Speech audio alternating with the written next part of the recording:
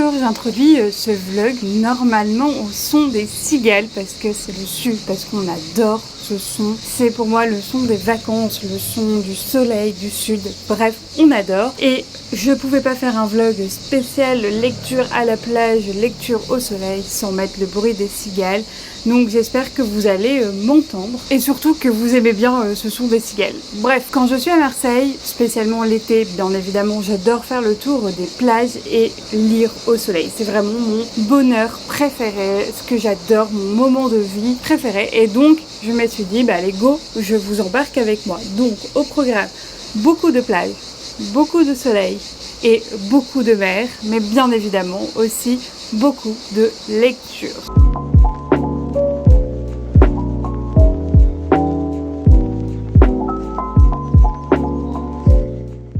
J'ai pris bien évidemment ma liseuse et bien évidemment le nombre de livres que j'ai pris pour ces 2 semaines d'été à Marseille. Il y en a beaucoup trop en fait. Clairement, je ne vais pas lire tout ça, même si mon rythme de lecture est plus élevé que la moyenne vu que je lis à la plage. Mais j'ai commencé par terminer le tome 10 de l'Assassin Royal de Robin Hobb que j'ai bien aimé. C'est pas le meilleur, clairement. Mais j'ai bien aimé. Donc ici, Fitz est toujours en prise avec les diverses factions en lien avec le vif, donc les vifiers, le lignage et ceux et celles qui ne tolèrent pas cette magie dans le royaume. Il aide toujours Umbrae et le royaume en étant un espion, mais aussi en formant le prince et un autre jeune homme que je vous laisserai découvrir à l'art, à la magie de l'art.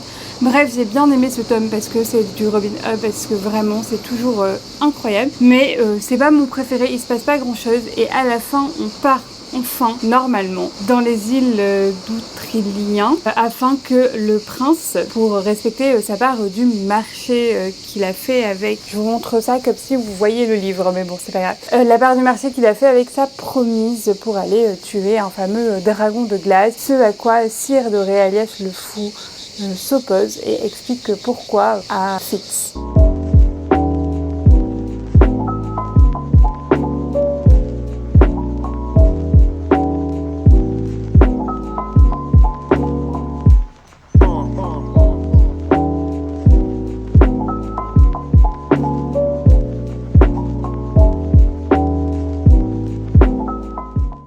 Deuxième livre que j'ai lu et pas des moindres, vraiment je l'ai rushé, je l'ai vraiment dévoré et j'ai adoré faire ça, adoré le dévorer parce que il se passe plein de choses et même si j'avais le film en tête, peut-être que là ça vous donne un indice sur ce que c'était, je l'ai redécouvert. Il s'agit donc de Harry Potter de J.K. Rowling.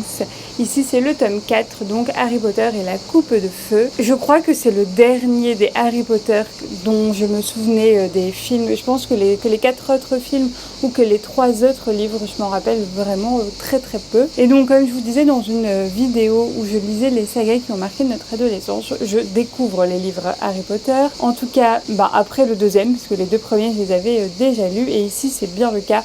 Je vais pas vous refaire le résumé, je pense que tout le monde le connaît. Mais là, ce que j'ai aimé, c'est découvrir les différences avec les films. Et deuxièmement, en fait, enrichir ce que les films ne nous montrent pas, en fait, l'univers. Et ça, j'ai vraiment beaucoup aimé. Le livre est un petit peu abîmé, parce que lecture à la plage dit souvent... main un petit peu mouillée, du sel, du sable qui se coince par-ci par-là. Après, je l'ai acheté d'occasion exprès pour ça. Au moins, pas de regret, pas de cœur brisé d'avoir abîmé un livre. Sachez que ça me dérange pas tant que ça si c'est des livres auxquels je tiens pas particulièrement, et c'est le cas pour Harry Potter. Et c'est pour ça aussi que j'ai pris ma liseuse, même si pour le moment je l'ai pas encore amenée à la plage. Je me suis dit que peut-être ça serait beaucoup plus pratique avec cette histoire de main mouillée. Et donc Harry Potter aussi, je l'ai bien avancé parce que je l'ai écouté en audio en bronzant et c'était vraiment très chouette. Donc voilà, donc j'ai lu un livre et demi. Lui c'est une brique de 770 pages. L'Assassin Royal, j'étais au tout début, donc il fait à peu près 350 pages. Donc on est plutôt sur, on est environ quasiment 1000 pages de lu en une semaine d'été, qui est largement plus que d'habitude, d'autant plus que je passe pas mes journées à lire, même si, comme je vous le disais, mon rythme de lecture s'intensifie en vacances.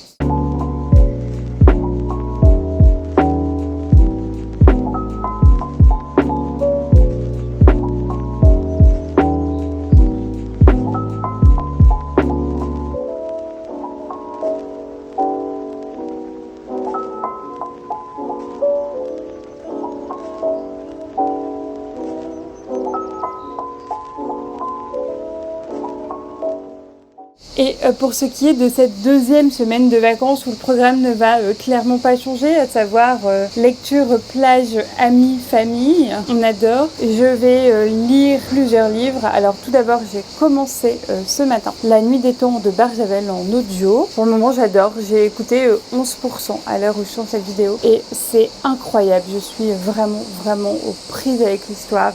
J'adore. Je vous ferai un résumé quand j'aurai davantage avancé, mais sachez que pour le moment, on est sur des scientifiques de toute nationalité qui vont coopérer parce qu'ils ont l'impression, ou en tout cas c'est ce qu'ils croient, on va voir si c'est réellement le cas, par la suite découvert de la vie en Antarctique et donc voilà, qu'est-ce qui va se passer. J'ai très hâte, sachant que La Nuit des Temps de Barjavel c'est un peu considéré comme un classique de la science-fiction fantasy et que je vous l'avais déjà dit, j'avais envie d'aller découvrir davantage ces classiques-là. Ça m'avait fait déjà ça avec Dune et avec surtout Frankenstein de Mary Shelley et là j'aime vraiment beaucoup cette découverte. Bon, encore une fois j'en suis qu'au début. 11% c'est vraiment que le début, après il est très court, donc comme je l'écoute qu'en audio, oui voilà, pour le moment je ne l'ai pas encore mis sur ma liseuse, je suis pas sûre de l'avancer énormément, en tout cas c'est pas ma lecture prioritaire, même si j'aimerais bien quitter Marseille du coup mi-juillet à la fin de ces 2 semaines de vacances, toujours au son des cigales qu'on adore, en l'ayant terminé.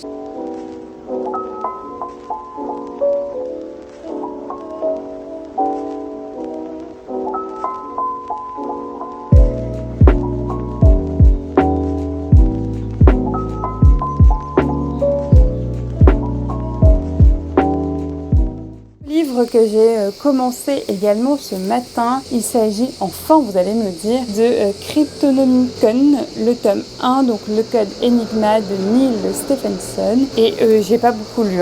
Je suis à la page 23 sur les 500 et quelques. Pour le moment, c'est perché. J'ai lu le prologue. Je n'ai pas trop aimé, à vrai dire. Ok, c'est vieux. Ok, ça se passe pendant la Seconde Guerre mondiale, mais il y a des propos, notamment sur les Chinois, qui m'ont un peu heurté. Donc je me suis dit que j'allais lire le premier chapitre et que j'allais voir ce que j'en pense parce que le premier chapitre finit à la page 49 et donc bon voilà, j'aurais une 50aine de pages, c'est assez pour me faire un avis je pense, parce que là dans le premier chapitre, rien à voir avec la guerre, on parle d'un monsieur, un petit garçon qui adore les orgues dans les églises. Voilà, je sais pas trop où ça va. A priori, le résumé nous dit peu de choses, mais le titre du livre est plutôt clair. L'idée, c'est de voir cette cryptographie qui permet de déchiffrer les messages les plus secrets. Est-ce que c'est possible de briser un code ou faut-il recourir à des moyens plus directs? Donc normalement, c'est un peu de l'espionnage / uchronie science-fiction, donc ça devrait me plaire. Je vais voir, je vais lui laisser une petite chance et je reviendrai vers vous. Si je l'abandonne, je vous présenterai ma prochaine lecture et du coup, ma palle sera beaucoup moins importante vu que Barjavel et le code Enigma étaient tous les deux dans ma palle. Et là, l'idée à Marseille, c'était d'apporter uniquement des livres de ma palle pour essayer de la faire diminuer un maximum. Bref, je vous laisse sur ça, toujours le chant des cigales, et on se retrouve après plusieurs plages. Au revoir!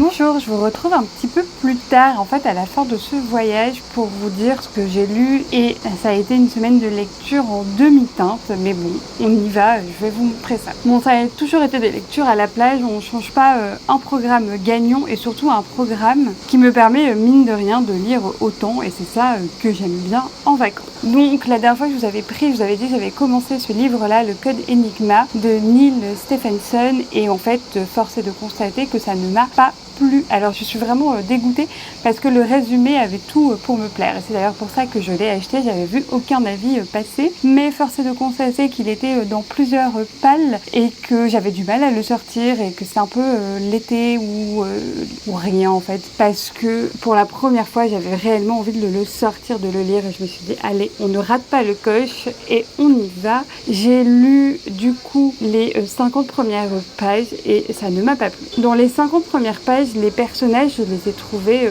antipathique. Et j'aime vraiment pas quand l'auteur prend ses personnages pour des personnes stupides et du coup se moque de leur stupidité. Je trouve ça assez malaisant parce que c'est comme s'il se moquait de personnes stupides et j'aime pas vraiment cette manière d'écrire. Et de la même manière, je n'aime pas aussi... Enfin, il y avait beaucoup d'histoires mathématiques, d'histoires, des idées et c'est pas quelque chose qui me plaisait. C'était d'ailleurs très compliqué. Voilà, par exemple, il y a des formules mathématiques carrément. Et donc, on va discuter de ces formules-là, on va discuter de leur impact en mathématiques. Et dans le deuxième chapitre que j'ai lu, on va suivre un enfant qui adore l'orgue et qui va apprendre à en jouer. Je pense qu'à un moment, les deux histoires vont se regrouper, mais je suis pas allée jusque-là parce que vraiment, je me suis ennuyée. Que ce soit ces trois jeunes hommes qui parlent des histoires de maths où je n'y comprenais rien et cette histoire du petit garçon, ça ne m'a pas plu et flemme de continuer un livre qui ne me plaît pas. Il est sur cette optique en ce moment de DNF, les livres qui me plaisent pas parce que pas le temps.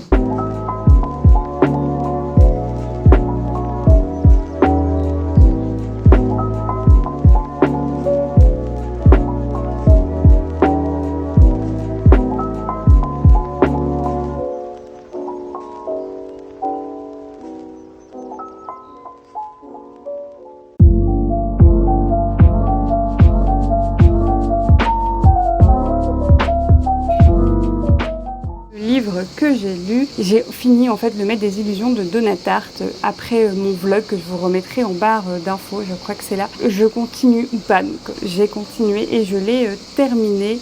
Je vous disais qu'à partir du moment du vlog, il se passait enfin le meurtre qui est mentionné sur la 4e de couverture et que du coup les choses prenaient une ampleur beaucoup plus intéressante et ça m'avait intéressée. Bon, les 100 dernières pages sont aussi très lentes, très limite inintéressantes et donc dans ce livre-là, il y a quand même 300 pages sur les 700 que j'aurais enlevé. Donc on peut diviser le livre quasiment par 2. Donc voilà, je vais pas le conseiller, ça n'avait pas du tout été un coup de cœur, ça a été une lecture plaisante. Heureusement que je l'ai lu à la plage, ça faisait passer le temps, mais voilà, je vais pas me précipiter pour lire ce livre-là. Voilà, en tout cas, je l'aurais pas fait. Et pour l'histoire, donc on a ce groupe de jeunes étudiants et étudiantes. Il y a une femme assez riche quand même et un étudiant californien pas du tout riche. Donc ces étudiants sont des étudiants en grec, en lettres classiques, dans une université un peu typique de la côte est américaine, ou en tout cas dans l'image qu'on peut s'en faire, nous, Européens. Et ils vont commettre un meurtre.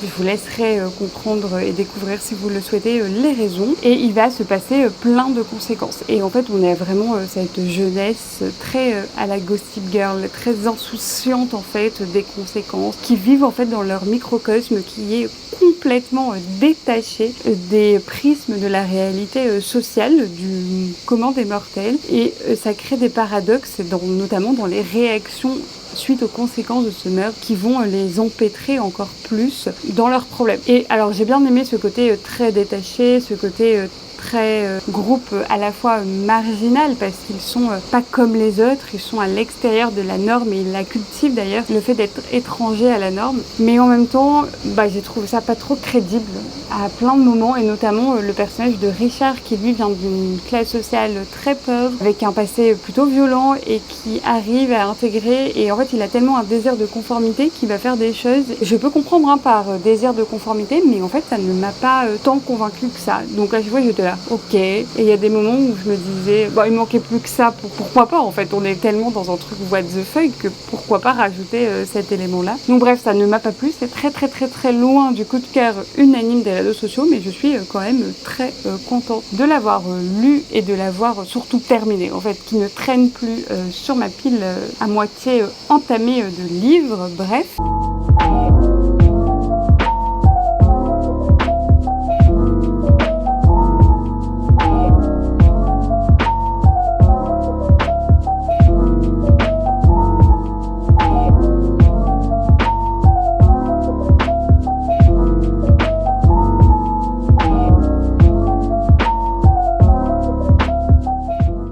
troisième livre que j'ai à vous présenter. Je vous en avais déjà parlé dans les précédents clips vidéo. On est toujours au chant des cigales. Il s'agit de La Nuit des Temps de Barjavel, que j'aime vraiment beaucoup. Alors j'ai adoré le début, là un petit peu moins, mais vraiment c'est une bonne lecture. En fait, on a des scientifiques du monde entier en Antarctique. Vous savez, l'Antarctique appartient à personne. Et en même temps, il y a plein de pays qui ont des petites zones en Antarctique. Et en fait, une découverte scientifique est faite dans la partie, je crois, française.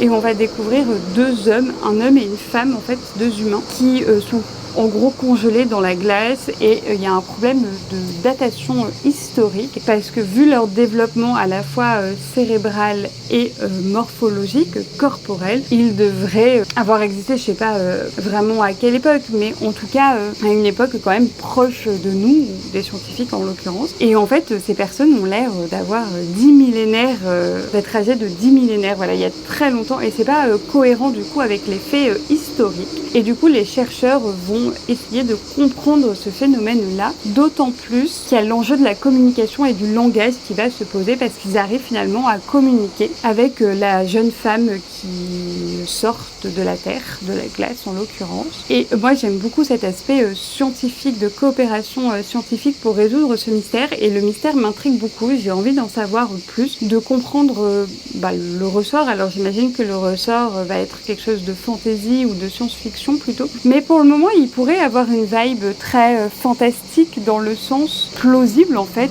avec des explications scientifiques crédibles. Voilà, donc on oscille un peu entre les deux. J'aime beaucoup la dimension du langage, arriver à communiquer, arriver à traduire. Mais traduire dans quelle langue et quels mots, parce que les mots évoluent aussi avec le contexte, avec le social, et comment, par exemple, nommer des pays qui n'existaient pas au moment où la femme vivait. Donc ça, j'aime beaucoup. Il se dessine aussi en arrière-plan une relation très forte, et j'espère qu'il va donner lieu à des questions éthiques entre un des scientifiques et cette femme qu'ils ont libérée de la glace. Voilà, je suis à quasiment la moitié du livre. Je ne vais pas le finir dans ce vlog, mais je vous en reparlerai dans mon bilan lecture du mois de juin. Quand même, ça a été 15 jours prolifiques en termes de lecture, et je suis extrêmement heureuse. Je m'attendais pas à lire autant. Je sais qu'à la plage, je lis beaucoup plus, déjà parce que j'ai plus de temps pour le faire, mais je trouve aussi que c'est un lieu pour moi propice à la lecture. Donc ça, c'est cool. Et surtout, ce que j'ai bien aimé là, c'est que j'ai du coup DNF, un livre qui me plaisait pas. J'ai fini Le Maître des Illusions, et en fait, j'avance un peu dans ma pile, et notamment, que vous voyez pas là vu que je suis en extérieur et pas chez moi surtout, mais j'ai une partie de ma bibliothèque où c'est les livres entamés et qu'il faudrait que je termine. Alors c'est pas vraiment ma palle, mais c'est une sorte d'entre-deux, et je suis contente d'avoir progressé là-dessus, surtout que j'ai aussi du coup DNF, un essai que j'avais entamé, je pense, il y a 5 ans. Bref, j'en ai jamais parlé sur cette chaîne, je vais pas commencer maintenant, surtout que je l'ai pas terminé. Mais du coup, à l'heure où je tourne cette vidéo, il me reste dans mes lectures en cours que La Nuit des Temps de Barjavel, que je compte bien finir très rapidement. Donc pour resituer, là c'est ma dernière journée à Marseille, et donc dans le train, voilà, histoire de le terminer et commencer sur la vidéo que vous avez déjà vue normalement, à savoir ma palle des USA, ou sinon que je vous remettrai en barre d'infos.